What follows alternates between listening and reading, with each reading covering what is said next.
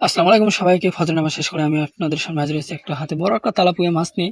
তো মাছটাকে ভালোগুলো পেটাগুলো ফেলে দিয়ে মাছগুলোকে এবার পিস করার পালা। তো পিস করার শেষে আমি চলে আসলাম কলপাড়ে। কলপাড়ে পানি দিয়ে ভালো করে মাছগুলোকে ধুতে হবে যাতে মাছগুলোর ভিতরে কোনো পেটা বা কোনো ময়লা না থাকে। তো মাছগুলো ধরার পর আমরা চুলা উপরে আসলাম।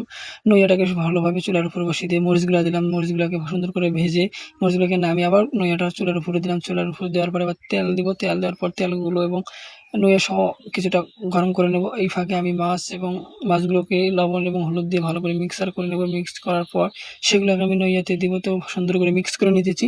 মিক্স করার শেষে আমি সেগুলোকে নইয়াতে দেব। তো দেখা যাচ্ছে প্রায় মিক্স হয়ে এসেছে মাছগুলো। তো এখন আমি দেব নইয়াতে। করার নাই, মা বাসায় না থাকলে যা হয় আরকি, নিজেদেরকে একাই পাক করতে হয়।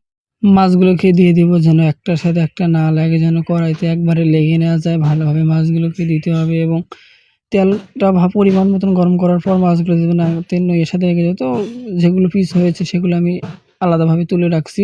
পরবর্তীতে অবশিষ্ট মাছগুলো আমি এক এক করে দিয়ে দিচ্ছি। আবারও যেন দেখতে হবে মাছগুলো যেন আরেকটার সাথে আরেকটা না লাগে, নাহলে মাছের ইয়াটা খারাপ হয়ে যায়।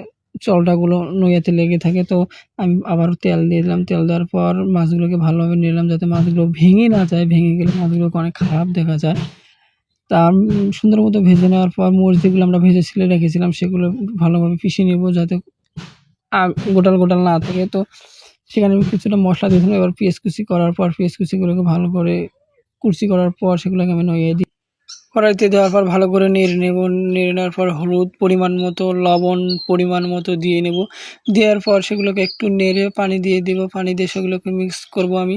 মিক্স করার পর যাতে সবগুলো ভালোভাবে সুন্দরভাবে মিক্স হয়ে যায়, তারপর মরিচ বাটাগুলো দিয়ে দিলাম। মরিচ বাটাগুলোকে দেওয়ার পর সুন্দর মতো পানিগুলো যখন গরম হলো, তো আমি মাছগুলো এক এক করে দিয়ে দিচ্ছি।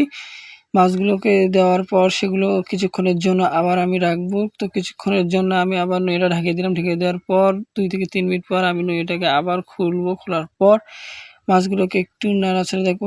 মাছগুলো প্রায় হয়ে এসেছে। মাছগুলোকে আমরা এখন আলাদা ভাঁড়ে তুলে রাখবো। তো আলাদা ভাঁড়ে তুলে রাখলাম। মাছগুলোকে দেখতে আমার সুন্দর লাগতেছে। তো যারা আমার ভিডিওটা দেখেন সবাই লাইক করবেন, শেয়ার করবেন আর আমাকে পাশে সাপোর্ট করবেন। সবাইকে আল্লাহ হাফেজ।